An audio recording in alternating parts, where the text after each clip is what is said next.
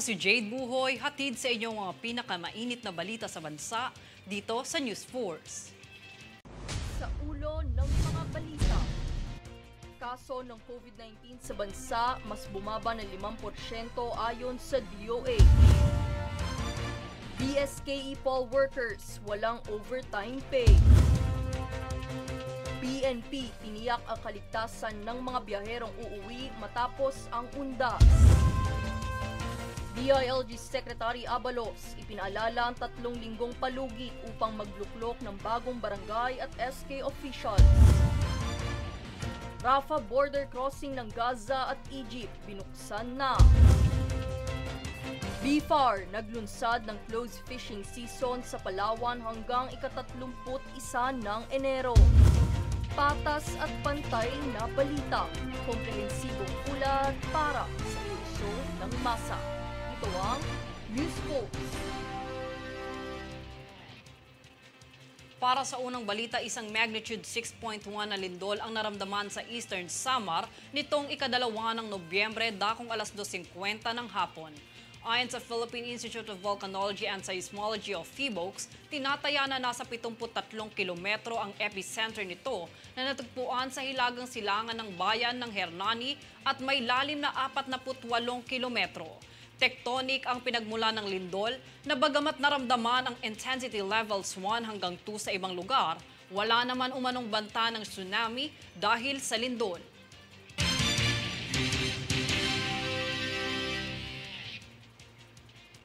Upang maresolbahan ang pagbugso ng pasahero sa mga paliparan matapos ang undas, inilunsad ng Bureau of Immigration ang pagbukas ng mga e-gates upang mapabilis ang proseso ng serbisyo.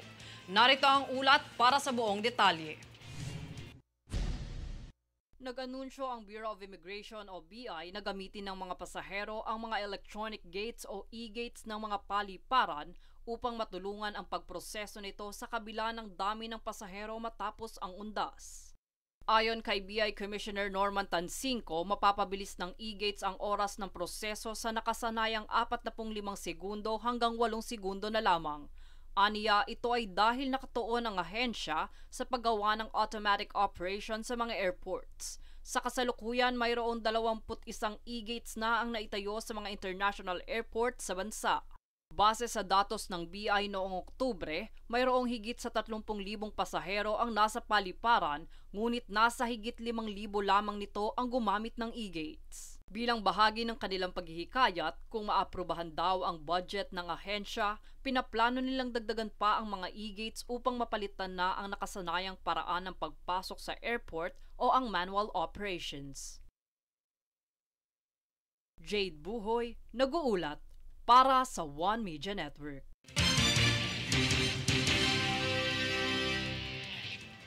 Balitang pangkalusugan ayon sa Department of Health o DOH, mula ika-23 hanggang ika-29 ng Oktubre, mahigit 1,000 na kaso ng COVID-19 ang naitala sa bansa. Ang average na bilang ng mga bagong kaso kada araw ngayon Linggo ay nasa 155. Mas mababa ng 5% kung ikukumpara sa kaso noong ika-16 hanggang ika-22 ng Oktubre. Samantala, mayroon namang naitalang 13 pumanaw mula ika-16 hanggang ika-29 ng Oktubre. Mula noong Enero taon 2020, nasa mahigit 4 na milyon na COVID-19 cases ang naitala at higit 66,000 pumanaw na ang naiulat sa buong bansa. Pinaalalahanan ng DOH ang publiko na huwag maging kampante sa banta ng COVID-19, bagkus ay ipagpatuloy ang tamang pagsunod sa minimum public health standards sa ilalim ng Alert Level 1.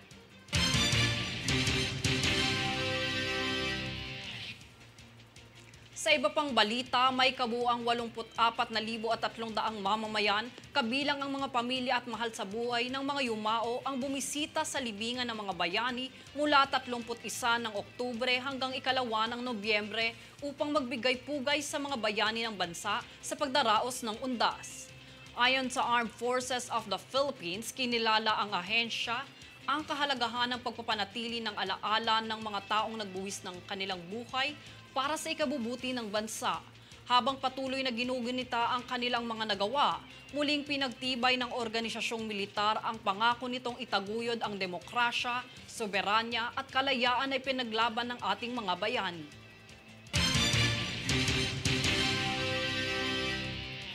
Sa ibang anggulo naman, kamakailan ay iniulat ng Manila City Government na may kabuuang 87 truckloads o higit 200 metric tons ng basura ang nakolekta noong panahon ng undas. Batay sa datos na ibinigay ng tagapagsalita ni Manila Mayor Honey Lacuna na si Princess Abante, tumaas ang mga nakolektang basura mula ika-28 ng Oktubre hanggang unang araw ng Nobyembre. Matatandaan bago ito ay pinalahanan ng pamahalaan ng lungsod ng Maynila ang mga bibisita sa kanilang mga mahal na yumao sa mga sementeryo na itapon ng maayos ang kanilang mga basura at obserbahan ang kalinisan.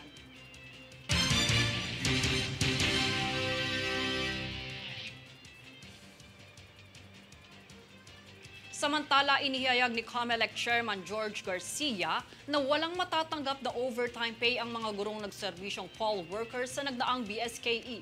Ipinaliwanag ng COMELEC na hinihigpitan ng ahensya sa pagbibigay ng dagdag na sahod sa mga guro na nagsagawa ng poll duty ng lampas sa 24 oras. Ito ay alinsunod sa Commission on Audit at Department of Budget and Management Circular na nagsasabing tanging ang mga empleyado lamang ng ahensya ang may karapatang makatanggap ng overtime pay, kung saan hindi naman aniya empleyado ng COMELEC ang mga guro.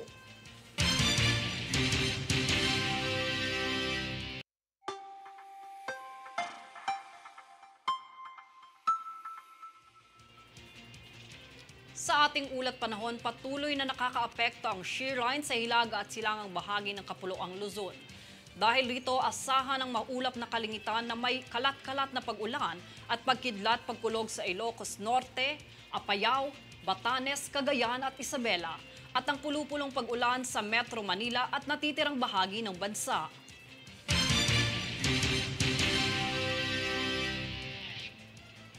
Susunod sa News Force. PAGCOR naglaan ng 56 billion pesos para sa 2024 nation building projects. BJMP nagbabala sa mga bibisita sa kulungan na iwasan ang pagpuslit ng mga ipinagbabawal na kagamitan. PNP tiniyak ang kaligtasan ng mga biyaherong uuwi matapos ang undas.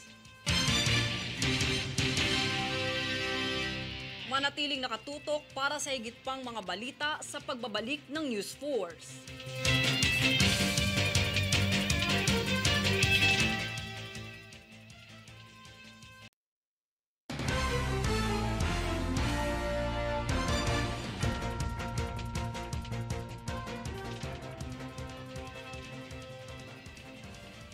Sa muling botohan ng World Travel Awards, hinikayat ng DOT ang publiko na iboto ang Intramuros bilang world's leading tourist attraction. Mangyari lamang na pumunta sa website na nakasaad sa inyong TV screens at tumungo sa The Philippines. Ang nasabing botohan ay hanggang ika-17 ng Nobyembre ngayong taon.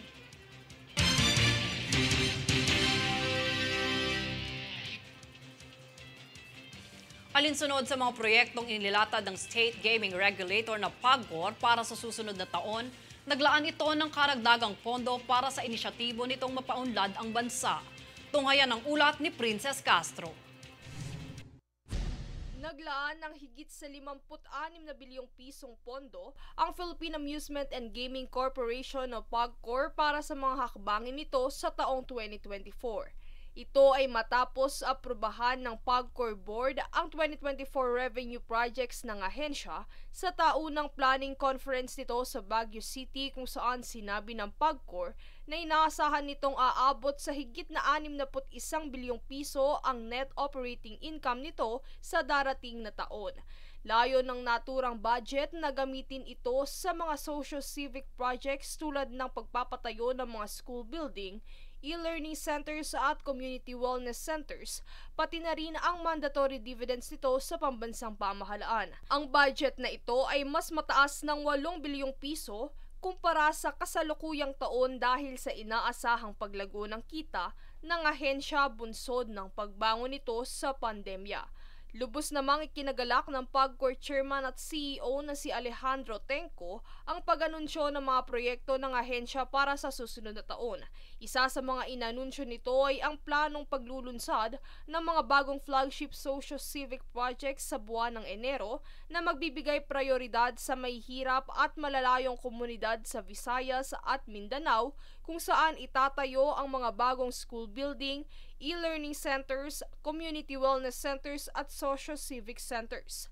Samantala, isa sa malaking kontribusyon ng ahensya sa kaban ng bansa ay ang 5% franchise tax nito na nagkakahalaga ng higit sa 3 bilyong piso.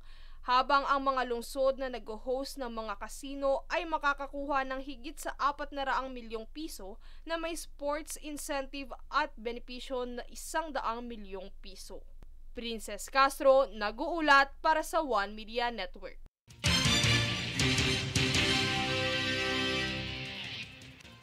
Matapos makumpiska ng BJMP ang ilang mga pinagbabawal na kagamitan sa loob ng kulungan, nagbabala ito sa mga bumibisita na huwag nang magtangkang ipasok ang mga napuslit na bagay. Para sa detalye, narito si Daniza Lopez. Ipinahayag ng Regional Director ng Bureau of Jail Management and Penology o BJMP na si Chief Inspector Hilbert Flor na hindi sinusuportahan ng ahensya ang mga kagawian ng pagpupuslit. Sa mahigpit na pagbabawal sa pagpasok ng mga armas at iligal na droga, binalaan nito ang mga Persons Deprived of Liberty o PDLs at mga bumibisita na huwag nang magtangkang ipuslit pa ang mga nasabing kagamitan. Ito'y matapos maisagawa ang Greyhound operation sa pasilidad kasama ang mga tauhan sa Philippine Drug Enforcement Agency o PDEA, Philippine National Police o PNP at Bureau of Fire Protection o BFP, kung saan nagresulta ito sa pagkukumpiska ng 137 cellphones. Nakumpiska rin ng 100 SIM cards, 2 memory cards at mahigit 300 pakete ng sigarilyo. Agara naman itong sinira sa BJMP 4A Regional Office ng Calambas City, Laguna. Ipinatupad din ang mahigpit na panuntunan sa mga bisitang dumadalaw para masiguro na walang pagpupuslit ng mga ipinagbabawal na kagamitan sa pasilidad. Daniza Lopez, nag-uulat para sa One Media Network.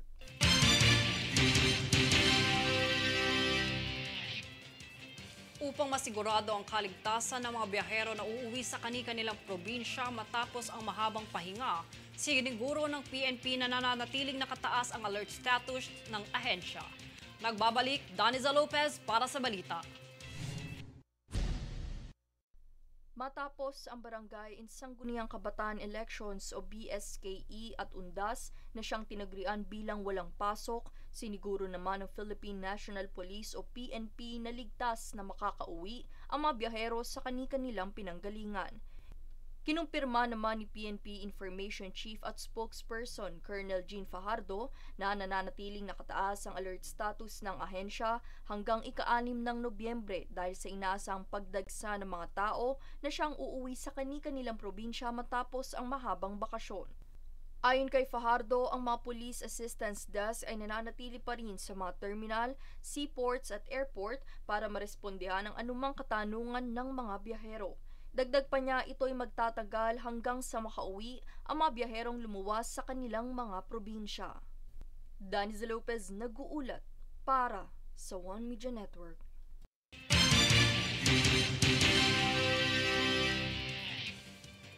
Samantala, ipinaalala ni DILG Secretary Benhur Abalos ang pinakamahabang palugit ng pagpapalit sa iluluklok na opisyal sa barangay at sangguniang kabataan upang maisaayos ang pagpasa nito.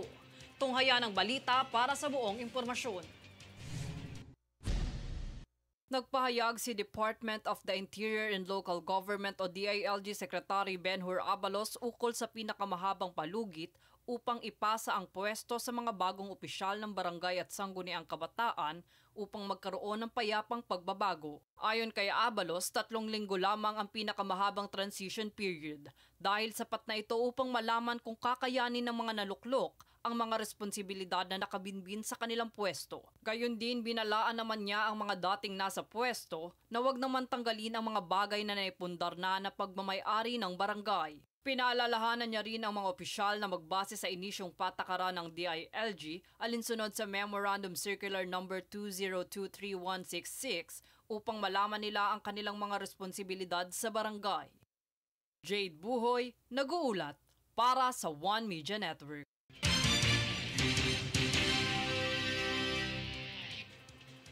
Nagsagawa ng assessment ang Department of Social Welfare and Development kamakailan lang upang matukoy kung ilang benepisyaryo ng 4Ps ang maaari nang matanggal sa programa.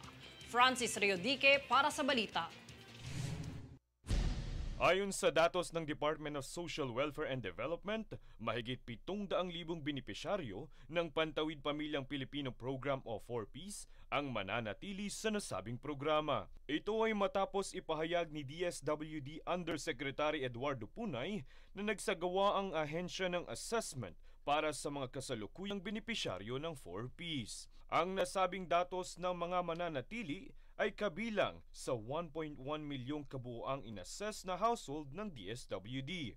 Ibig sabihin higit na 300,000 household ang matatanggal sa programa matapos matukoy na sila'y kabilang na sa level 3 o maituturing ng self-sufficient.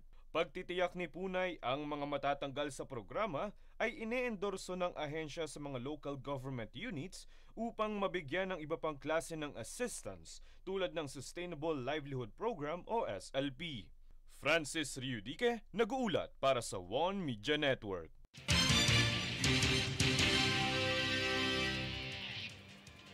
Pinangalanan na ni Pangulong Bongbong Marcos ang bagong kalihim ng kagawaran ng agrikultura na si Francisco Chu Laurel Jr. nitong Biyernes. Para sa detalye, narito ang ulat ni Faith Villanueva at Francis Riodique. Matatandaang noong inihalal si Pangulong Bongbong Marcos Jr. noong nakaraang taon, siya ang tumayong kalihim ng kagawaran ng agrikultura. Ngunit sa ginanap na press briefing sa palasyo nitong ika-3 ng Nobyembre, sinabi ng Pangulo na panahon na umano para magkahanap ng taong higit na nakakaunawa sa mga suliraning kinaharap ng agrikultura sa bansa. Kaya naman inanunsyo ng Pangulo ang pagluklok kay Francisco Chu Laurel Jr.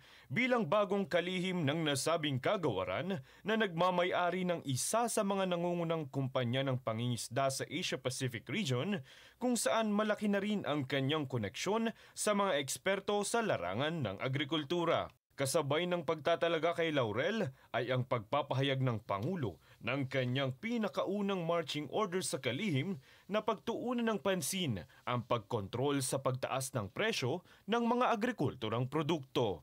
Pagdating naman sa pangmatagalang hangarin, nais ng Pangulo na tutukan ang pagsasaayos ng produksyon sa bansa sa pamamagitan ng modernisasyon. Pagtitiyak ni Laurel, pangunahing adikain aniya ang mapalakas ang ani ng bansa at masigurong ito'y abot kaya ng mga Pilipino. Sanipuersang panulat ni Faith Villanueva at pag-uulat ni Francis Riodique para sa One Media Network.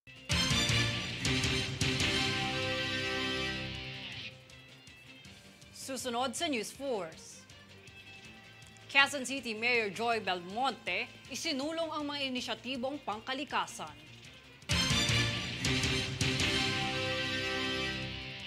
Rafah border crossing ng Gaza at Egypt binuksan na.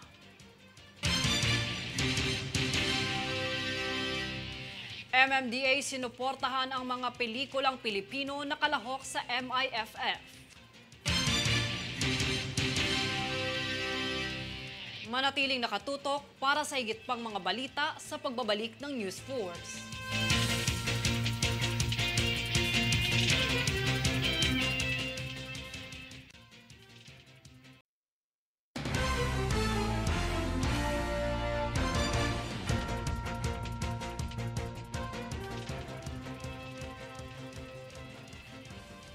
Upang mabawasan ang polusyon sa Quezon City, isinusulong ng alkalde ng lungsod na si Joy Belmonte ang iba't ibang inisyatibong pangkalikasan upang tugunan ang climate crisis. Narito ang ulat ni Princess Castro. Isinusulong ng lokal na pamahalaan ng Quezon City sa panguna ng alkalde nito na si Joy Belmonte ang pagprotekta ng kalikasan at pagbabawas ng polusyon sa lungsod. Ayon kay Belmonte, nais niyang maging ehemplo ang lungsod sa pag-iwas sa paggamit ng plastik. Dahil taon-taon, nasa 19 hanggang 23 milyong tonelada ng plastik ang naitatalang bilang ng mga ito sa buong mundo na nagsasanhi ng water pollution sa aquatic ecosystems gaya ng mga lawa, ilog at karagatan. Dahil dito, ayon sa mga eksperto, ang pangunahing solusyon dito ay ang baguhin ng mundo ang nakagawiang paggamit ng mga plastik, partikular na sa mga single-use products. Kaugnay nito, isa si Mayor Belmonte sa mga nagpatupad sa lungsod ng Quezon sa pagbabawal sa paggamit ng mga single-use plastics, plastic na kubyertos, straw, single-use packaging material containers sa mga hotel, restaurant at fast food chains. Simula rin noong taong 2021, isinasagawa na sa lungsod ang Trash to Cashback na proyekto kung saan ang mga residente ay maaaring makipag-trade ng kanilang recyclables at single-use plastic products para sa environmental points na maaaring gamitin upang bumili ng pagkain at may pangbayad sa bills ng kanilang kuryente. Kabilang din dito ang programang Vote to Tote na kung saan ang mga tarpaulin na ginagamit sa election campaigning ay ginagawang bag. Dahil dito, kabilang si Mayor Belmonte sa 2023 Champions of the Earth ng UN Environment Program dahil sa kanyang pangunguna sa mga polisiya at programa ng QC na tumutugon sa climate crisis. Ang 2023 Champion of the Earth for Policy Leadership ay ang pinakamataas na parangal na ibinibigay ng UN para sa mga individual at organisasyon na nagtataguyod ng mga programa para sa kalikasan. Princess Castro, nag-uulat para sa One Media Network.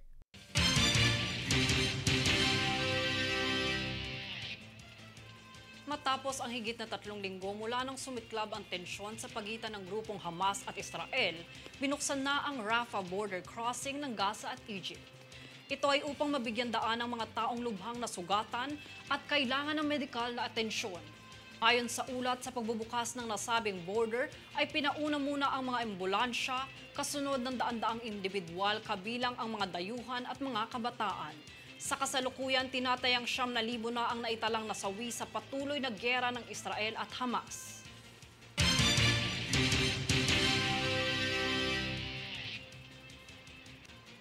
Tampok sa kauna-unahang Manila International Film Festival o MIFF ang 3 pelikulang Pilipino na ibinida kahapon sa Los Angeles, California. Ang pre-launch press conference na ito ay dinaluhan ni MMDA Chairman at MMFF Chairman Attorney Don Artes, mga artista at direktor ng mga pelikula na lubos na nagpapasalamat sa oportunidad na ito. Ayon kay Artes, layo nilang maging bahagi ang MIFF sa tradisyon ng Pasko ng mga Pilipinong naninirahan sa ibang bansa at ito rin ang magsilbing unang hakbang tungo sa pagkilala sa mga pelikula at talento ng Pilipinas. Dahil dito umaasa rin siyang ang MIFF ang magiging tulay sa pagkamit ng bansa ng film nomination para sa Academy Awards o Oscars na itatanghal taon-taon bilang pagkilala sa kahusayan sa cinematic achievements sa United States at sa buong mundo. Samantala, ang 3 pelikulang nakatakdang ipalabas ay ang About Us But Not About Us ni Romnick Sarmenta at Elijah Canlas, Here Comes the Groom ni Enchong D, Miles Ocampo at Kalad Karen, Love You Long Time ni Carlo Aquino at Aisel Serrano.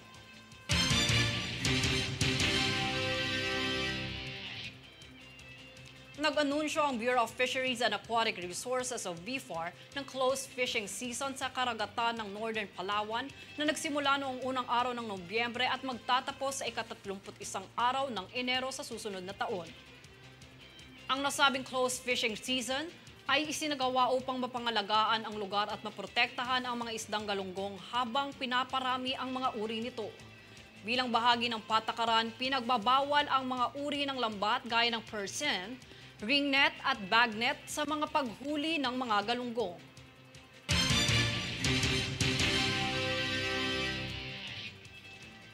At narito ang recap ng mga nagbabagang balita ngayon. Sa ulo ng mga balita. Kaso ng COVID-19 sa bansa mas bumaba ng 5% ayon sa DOH. BSKE poll workers walang overtime pay. PNP tiniyak ang kaligtasan ng mga biyaherong uuwi matapos ang undas. DILG Secretary Abalos ipinaalala ang 3 linggong palugit upang magluklok ng bagong barangay at SK officials. Rafah border crossing ng Gaza at Egypt binuksan na. BFAR naglunsad ng close fishing season sa Palawan hanggang ika-31 ng Enero. Patas at pantay na balita, komprehensibong ulat para sa puso ng masa. Ito ang News Pulse. At yan ang mga pinakamainit na mga balita ngayong araw. Manatiling nakatutok sa aming mga ulat at updates sa aming Facebook page, facebook.com/OneMediaNetwork. Ako si Jade Buhoy at ito ang News Force.